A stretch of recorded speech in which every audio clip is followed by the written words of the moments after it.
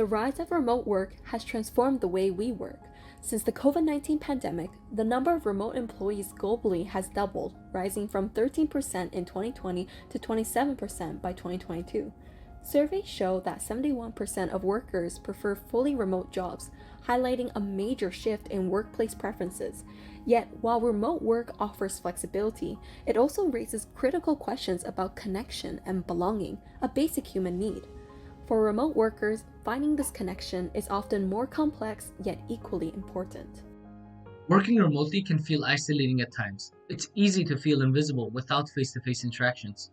I found it hard to build connections. I felt like I was just another name on an email thread. Loneliness can be very overwhelming. Sometimes you wonder if even really people remember you are being part of the team. Remote workers face unique challenges: loneliness, lack of visibility, lower psychological well-being, and difficulty building meaningful connections. But the journey doesn't end here. While much of the discussion on belonging has focused on the absence of mistreatment or exclusion, the experience of belonging encompasses more than simply avoiding negative behaviors. It involves cultivating a sense of home within an organization, an environment that feels welcoming, inclusive, and akin to familial bonds. The absence of physical presence and spontaneous interactions creates relational gaps that traditional models of belonging fail to address.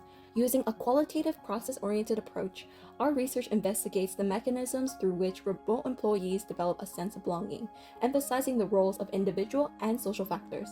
The goal is to provide insights that help managers facilitate belonging among remote employees by understanding how they form connections within organizations. Our research highlights 3 key findings that can help organizations foster belonging for remote employees. When the CEO joined our virtual coffee chat, it made me feel valued. It wasn't just about work, it showed they care about us as people. Leadership presence through informal check-ins or participation in virtual events can bridge the emotional gap and make remote employees feel included. When I receive a welcome pack with snacks from my home country, I feel seen. Personalized onboarding helps remote employees feel recognized and valued from day one. Our Friday game sessions, like Trivia Night, really helped me bond with my team.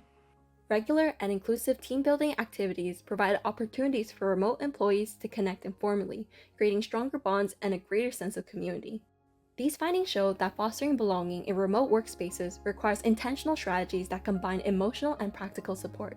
Building belonging is more than just a nice-to-have, it's a necessity for remote workers to thrive.